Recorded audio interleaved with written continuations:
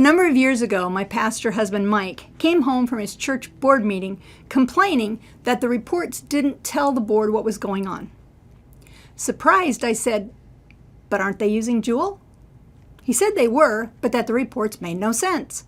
He asked me to take a look, and sure enough, they made no sense. We're going to great lengths to train you to create clarity in your entries and your memos. But sometimes the lack of clarity is not because of anything you did or didn't do. As the years have passed since your church began using Joule, projects have come and gone. Treasurers have come and gone. Pastors and board members have come and gone. New funds have been added to the local account list.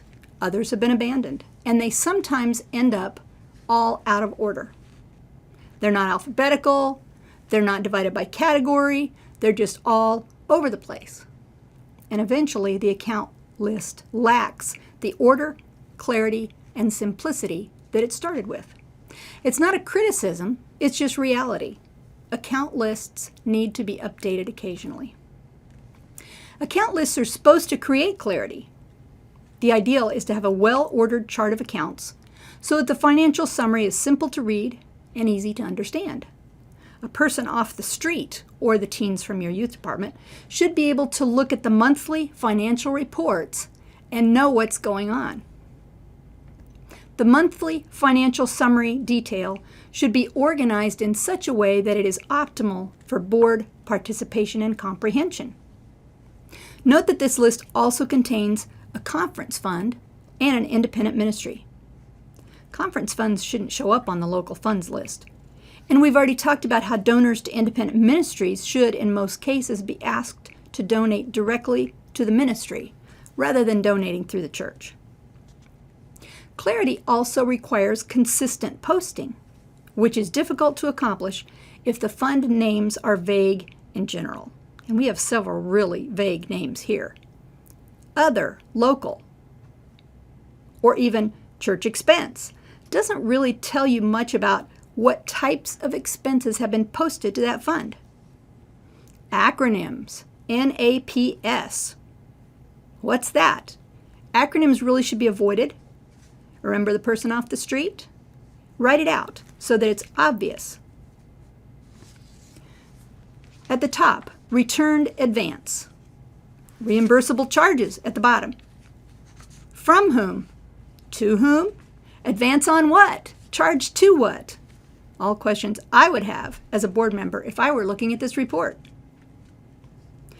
The list after the rebuild has detailed and descriptive names: janitorial supplies and services, maintenance and renovation funds, flowers, gifts, and appreciation. Those three don't need their own fund because they're not used often enough, but they're similar in purpose and so are combined together to simplify the list. The old account list has 3 accounts or buckets with similar overlapping names there towards the bottom: Sabbath School Expense Local Fund, Sabbath School Offering, and Sabbath School Expense. 2 of them have negative balances and the other one has a large balance. Can you tell at a glance how much Sabbath School money you have? Not without a calculator. And consistency is difficult when you have overlapping names. And when do you use which Sabbath School expense fund? Clarity is affected when posting is inconsistent. So in the new list, there's just one Sabbath School expense bucket where the Sabbath School offerings go in and the purchases of all Sabbath School materials and supplies come out. So at any moment, the board can see how much is in the Sabbath School expense fund. And now we have poor fund and community service. There may be a different purpose for each of these 2 accounts, but the names are not doing a very good job of describing it. Our person off the street will certainly be confused. So in the new list, after discussion with the church as to their purpose, I merged the 2 into one, Benevolence Assisting Needs Fund, which is a much more descriptive name. If they had wanted to keep 2 accounts, we would have worked on naming them so that the purposes were clear. Some other factors to consider in an account rebuild. Accounts that have not been used in years should be retired.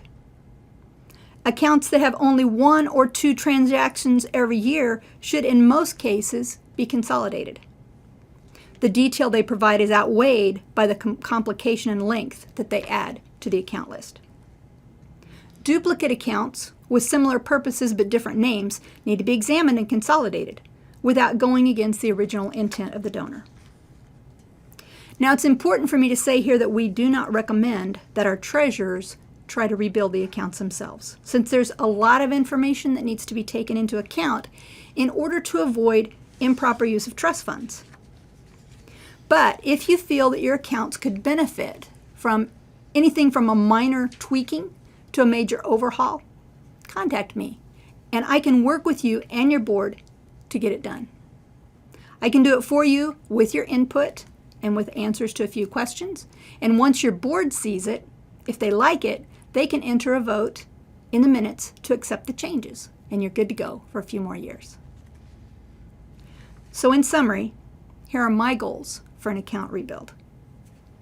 Have a logically ordered financial summary that is easy to read at a glance. If at all possible, limit the financial summary detail to 1 page. Keep a balance between detail and overview in choosing which accounts to keep and which to retire. Name the accounts clearly, so there's no need to ask, what is this for? No ambiguity. No duplication or overlap in account name and purpose, so that posting can be consistent. Account name length should be short enough so that all of it fits in the report. Take keystrokes for data entry into consideration when naming accounts. 2 or at the most 3 letters should bring up any account, simplifying posting. Don't use the word church more than once. Church budget, church reserve, church supplies. It will greatly speed your entries. And clarity, accuracy, simplicity, always.